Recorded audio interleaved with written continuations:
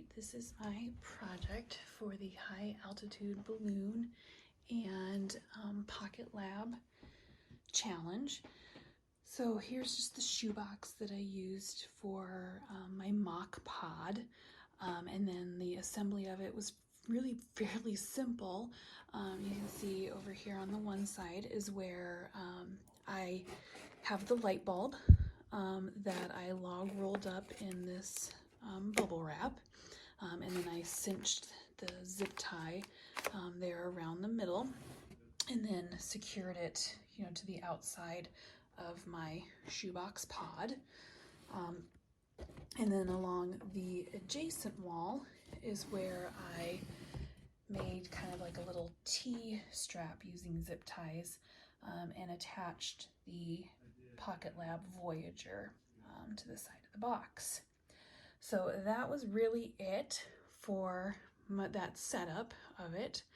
Then the next step would be syncing up the Pocket Lab Voyager with my computer so that I can collect data during the mock journey that it would take. So setting it up is really quite simple, especially compared to some of the other products I've been using. So on using Chrome, I went to the pocketlab.com /app site, and so this is what comes up when you go to that on Chrome. And then all you have to do is just push the button on the top of the Pocket Lab so that the lights are flashing. Then going to the website, I would go to Trials, and then I will go to Connect a Pocket Lab. And then here you can see that the Voyager that's in my box is ready to be paired. So I would highlight it and click on pair, and it's trying to connect.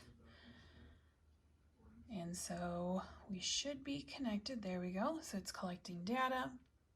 We've got the green light now flashing on the Voyager to show, and so that's where if I kind of shake the box around, you can see that it is showing that there's movement. But then in order to get this to work, because they are connected right now via Bluetooth, so you can see the little Bluetooth symbol up here near the top. Since the Pocket Lab Voyager is going to be going up on the mission, they're not going to be able to stay connected via Bluetooth. So that's where you need to go to settings. You can go to the memory mode, and then that's where you can set up for a new set of data to be collected. So I think if I do clear data, it'll be okay. You can enable whatever sensors. So like I enabled, let's see if I can get this on here, acceleration and velocity. Then you can go down to next, do the data, which I just kept it as it was. Then that's where you can start recording data from here. And then you can see, so if it would be moving, then I can, so if I were to kind of shake the box around, and then I do stop logging, and download data, and that's where then the download would go, and you can see some of that information that was collected. And that's where earlier I did do a mock run with this where I threw my box out of a 2-second-story window. And so here's the actual data then that I collected during that trip out my window.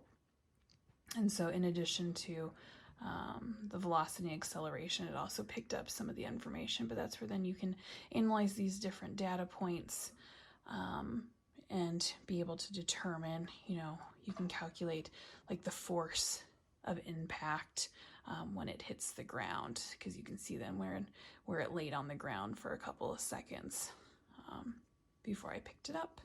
All right.